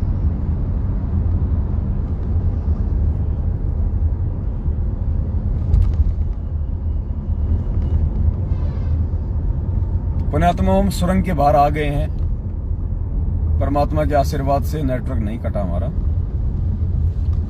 तो क्या कहा आदरणीय गरीबदास जी महाराज जी ने कि कबीर जी ने क्या कहा, कबीरा तेनर अंध हैं, कि वो लोग अंधे हैं, वो मूर्ख हैं। वो मूर्ख की श्रेणी में हैं जो गुरु को कहते और, यानी गुरु जी को परमात्मा के अलावा जो और कहते हैं कि ये तो संत है, ये तो खाली हमारा गुरुजी है, ये तो हमारा बाप है, हमारा पिताजी है। कहते हैं गुरु को कहते और। परमात्मा के अलावा यदि तुम गुरु को और कोई संज्ञा देते हो और परमात्मा नहीं मानते, यदि आप परमात्मा मानते हैं, फिर आप चाहे उन्हें बाप कहिए, आप उन्हें अपना गुरु कहिए, आप उन्हें महापुरुष कहिए, परमात्मा कहिए, जगत गुरु कहिए, कोई दिक्कत नहीं। लेकिन गुरु को परमात्मा ना मानकर यदि आप उन्हें कोई दूसरी संज्ञा दे रहे हैं, तो कहते हैं कबीरा तेनर अंध हैं, जो गुरु को कहते और। हरि के रूठे ठोर हैं, गुरु रूठे नहीं ठोर। गुरु को कहते और थोड़ी देर पहले एक क्या वाणी थी परमात्मा की, कि गुरु को पूर्ण ब्रह्म कर जाने और भाव कभू नहीं आने। इस वाणी का समर्थन ये दूसरी वाणी कर रही है कि कबीरा तेनर अंध हैं, जो गुरु को कहते और, यानी गुरु को पूर्ण ब्रह्म के अलावा यदि आप कोई और संज्ञा देते हो, आप उन्हें परमात्मा ना मान के यदि कोई और चीज मानते हो कि ये तो खाली जगत गुरु हैं, ये तो खाली परमात्मा के भेजे हुए संदेश वाहक हैं, ये तो परमात्मा के दूत हैं, तो कहते हैं कबीरा तेनर अंध हैं, जो गुरु को कहते और हरि के रूठे ठोर हैं, गुरु रूठे नहीं ठोर। तो पुण्यात्माओं, ये वाणियां परमात्मा ने हमें ऐसे नहीं दी हैं, कोई मनोरंजन के लिए नहीं दी हैं। परमात्मा को पता था कि मेरी संगत में काल प्रेरणा से ये घमासान धर्मयुद्ध छिड़ेगा, मेरे ही संगत के अंदर काल दो ग्रुप बना देगा। जो मनवस प्राणी होंगे, जो गुरु को मानुष मानेंगे, जो गुरु का जन्मदिन मनाएंगे, जो गुरु को अपने जैसा जीव मानेंगे, गुरुजी को पता था कि काल उनको ठगेगा, उनसे उल्टे कर्म करवाएगा, भक्ति विरुद्ध काम करवाएगा, आरक्षणबाजी और राजनीतियां करवाएगा, उनको ठगेगा। तो परमात्मा को पहले इन सब बातों का पता था, इसलिए इस दयालु परमात्मा ने हमें सावधान करने के लिए 250 साल पहले, 300 साल पहले आदरणीय गरीबदास जी महाराज जी के रूप में आके ये ग्रंथ साहिब लिख दिया, ये वाणियां लिख दी, ताकि हम जागरूक रहें, हम धोखा ना खाएं। 650 साल पहले परमात्मा ने कबीर सागर लिखवा दिया, ढेरों वाणियां लिखवा दी, ताकि हम धोखा ना खाएं। और छांट छांट के सतगुरु रामपाल जी भगवान ने, उस कबीर परमात्मा ने आज हमारे को, हमारे गुरु बनके हमारे को नित्य नियम दे दिया, छांट छांट के वाणियां दे दी, अच्छी अच्छी वाणियां, प्यारी प्यारी वाणियां, जिनको अपने जीवन में धारण करके हम धोखा खाने से बच सकते थे। हमारे को असुर निकंदन रमेणी में दे दी वाणियां छाट छाट के, संध्या आरती में दे दी वाणियां छाट छाट के, सत्संगों में परमात्मा हमें 10, 20, 50 कुछ ऐसी वाणियां जो बार बार समझाते, बार बार बताते कि संगत माही कुसंगत उपजे, जैसे बन में बास, आप घिस घिस आग लगा लेकर बनखंड का भी नाश। तो संगत में कुसंगत, संगत में वो बंबू, वो बांस, ये सतलोक आश्रम मैनेजमेंट हरियाणा है पुण्यात्माओं। काल ने इस मैनेजमेंट को, काल ने गुरुदेव के बेटा बेटी, भाई बंधु, रिश्तेदार, ये कोऑर्डिनेटरों को बंबू बना के, बांस बना के और आप लोगों के सिर पे बैठा दिया। इन्होंने खुद अपनी भक्ति बर्बाद करी, आप लोगों से राजनीतियां करवा के, उल्टे कुकर्म करवा के। अरे परमात्मा ने तो भिखारी को भी 1 रुपया तक देने से मना किया है कि नगद बिल्कुल नहीं देना बेटा, भिखारी को मार खा जाएगा। चाहे वो कितना ही भूखा मरे, वो कितना ही रोए, वो गिड़गिड़ाए, कितनी भीख मांगे, कैसी कैसी दुहाई दे कि मेरे बच्चे मर जाएंगे, मेरे छोटे छोटे बच्चे हैं भूखे मर जाएंगे, क्या होगा मेरे बच्चों का, क्या होगा मेरी औरत का, क्या होगा, पहनने को मेरे बच्चों के पास में कपड़े नहीं है, पैरों में जूते नहीं है उनके, अल्लाह के नाम पे दे दे, बाबा के नाम पे दे दे रे बाबा। वो रोएगा, कैसे कैसे भेक बनाएगा, नकली दवाई लगा के हाथ पैरों पे वो पट्टी कर लेगा कि बाबा रे एक्सीडेंट हो गया था, खून निकल रहा है रे बाबा, दे दे रे बाबा, दवाई करनी है रे बाबा, 4 दिन से भूखा हूं रे बाबा। तो गुरुदेव ने बताया कि बेटा ये फालतू की दया नहीं दिखानी, ये काल भगवान की सूक्ष्म चाल होती है, तू फैल मत हो जाना, राजा जनक की तरह धोखा मत खा जाना। राजा जनक का उदाहरण इसलिए दिया था गुरुजी ने कि बेटा फालतू की जो दया है वो भी भगत के लिए घातक है। हमने फालतू की दया भी नहीं दिखानी, दया भी उतनी दिखाओ जितनी जरूरी है, जितनी आवश्यक है। जो दया हमारी मर्यादा तोड़ दे, हमारी भक्ति बर्बाद करवा दे, वो दया भी कोई काम की नहीं। तो पुण्यात्माओं, इतनी सावधानी हमें गुरुजी ने बताई कि इतना कुछ अगर रोए गिड़गिड़ाए तो भी तुमने 1 रुपया नगद उस भिखारी को नहीं देना। अगर उसने विमल गुटखा खा लिया, सुरती खा ली, तानसेन खा लिया, महक खा लिया, आकाश खा लिया, ये जर्दा खा लिया, कोई पान मसाला खा लिया, तो बेटा तू गया काम से। और वो खाए ना खाए, वो उस पैसे का आम लेके खा ले, लेकिन तुमने तो उसको नगद पैसा देके अपने गुरुजी का वचन तोड़ दिया। वो चाहे तेरे पैसे का दुरुपयोग ना करे, लेकिन तूने तो उस भिखारी को नगद पैसा देके तेरे गुरुजी का वचन तोड़ दिया मेरे भाई। तू तो उसी समय फेल हो गया। उसके बाद वो चाहे उसका दुरुपयोग करे चाहे उसका सदुपयोग करे। इसलिए पुण्यात्माओं, परमात्मा ने कहा कि बहुत सोच समझ के सुपात्र को दान देना चाहिए। भिखारी को खाना खिला दो, नगद पैसा मत दो। पहनने के लिए उसको कपड़े दे दो, सिला के। नए कपड़े मत दो, बिना सिले कपड़े मत दो। उन कपड़ों को भी बेच के तुम्हारे दान का दुरुपयोग कर सकता है। इतनी सावधानी परमात्मा ने बताई। जहां भी कोई बाढ़ भूकंप आ जाए, कोई महामारी, कोई आपदा आ जाए, मालिक ने कहा कि चाहे दुनिया भूखी मर जाए लेकिन नगद नहीं देना बेटा। खाना खिला दो उनको, खाना खिला दो, बिस्किट के पैकेट दे दो, हाथ से खरीद के खाद्य पदार्थ दे दो। नगद पैसा नहीं देना, क्योंकि वो तुम्हारे पैसे का दुरुपयोग करेंगे। और पुण्यात्माओं, ये सतलोक आश्रम मैनेजमेंट हरियाणा ने क्या किया आप लोगों के साथ में?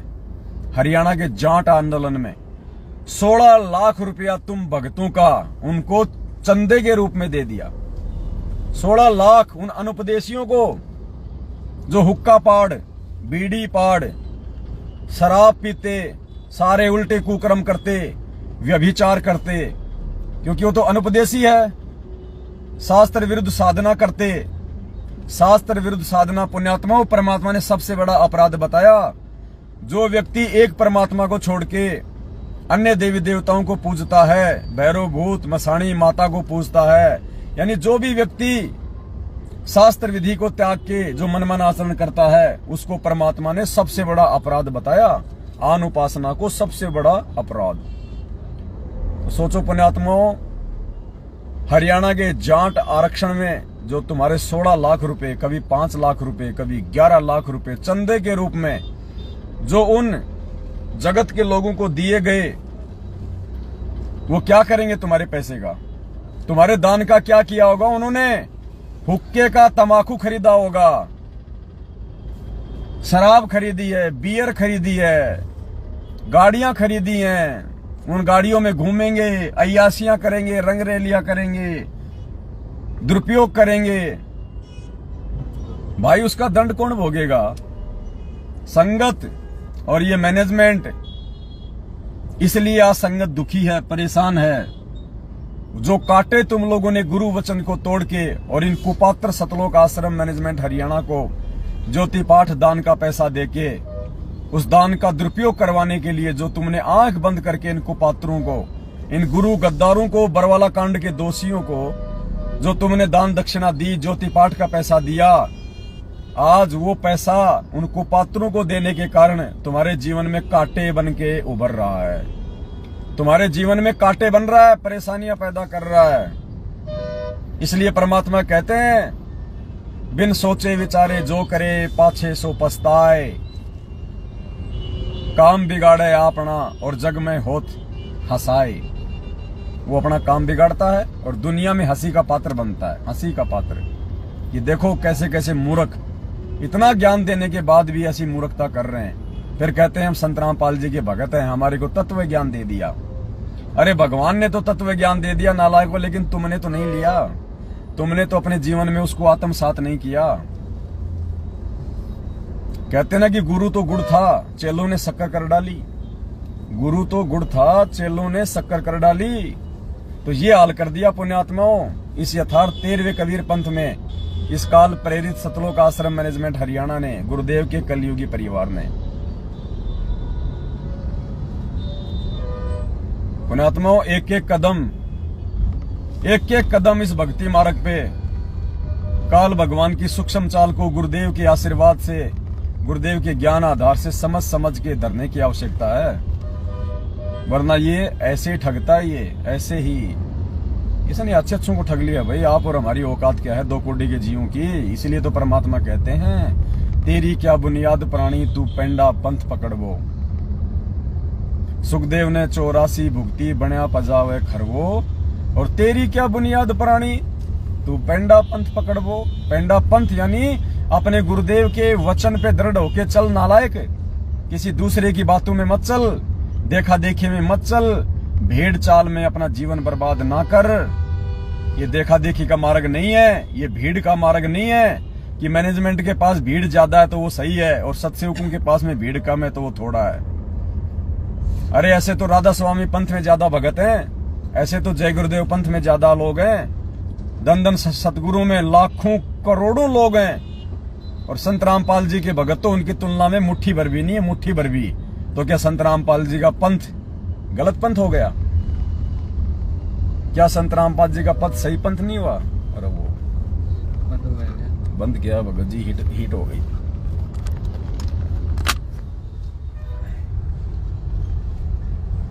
सत्साई पुण्यात्माओं, बैटरी डाउन हो रही है। हम लोग भी जयपुर में प्रवेश कर गए हैं। परमात्मा ने दया बख्शी। दरअसल दास को नींद आ रही थी। जब दास मालाखेड़ा से चला अलवर से, क्योंकि रात को भी हम 8:30 बजे जयपुर से निकले थे, 11:30 बजे हम मालाखेड़ा पहुंचे। उसके बाद पूरी रात परमात्मा की साथ संगति हुई। सुबह फिर हम लोग 7:30 बजे मालाखेड़ा से निकले तो दास को नींद आ रही थी। अब दास ने सोचा कि गाड़ी चलाऊंगा, नींद आएगी तो मामला खराब हो जाएगा, क्या किया जाए। तो परमात्मा ने सद्बुद्धि दी कि बेटा गाड़ी के आगे लाइव लगा ले, अपने भाई बहनों से बातचीत करता जा, साथ संगति लगा। और 2-3 घंटे की परमात्मा ने देखो 2-2.5 घंटे की मालिक ने साथ संगति भी करवा दी और परमात्मा ने हमारे को जयपुर भी पहुंचा दिया। तो पुण्यात्माओं देखो, एक पंथ दो काज हो गए। गाड़ी की गाड़ी आराम से आ गई। आप सभी भाई बहनों के साथ परमात्मा ने दास को जोड़े रखा। ना नींद आई, ना अन्य विचार आए और आप भाई बहनों की एक अच्छी संगति हो गई। मालिक के दया से एक बढ़िया संगति हो गई। तो पुण्यात्माओं, ये परमात्मा के आशीर्वाद से ही संभव होता है। ये सब कुछ परमेश्वर जी के आशीर्वाद से ही ये सब काम होते हैं। जान एक तो नींद आ रही थी काल प्रेरणा से और परमात्मा ने 2 काम करवा दिए, जयपुर भी पहुंचा दिया, आप भाई बहनों के साथ में साथ संगति भी करवा दी। तो हम जयपुर में पहुंच चुके हैं। यहाँ पे पुण्यात्माओं अब थोड़ा ट्रैफिक ज्यादा है, रेड लाइट ज्यादा है, तो मालिक दया करें। अब दास लाइव को समाप्त कर रहा है। आप सभी भाई बहन इस मैसेज को ज्यादा से ज्यादा आगे शेयर कर दें। फिर लाइव आएंगे, फिर परमेश्वर की चर्चा होगी। तब तक के लिए सत साहेब, बंदी छोड़ सतगुरु रामपाल जी भगवान की जय हो। सत साहेब।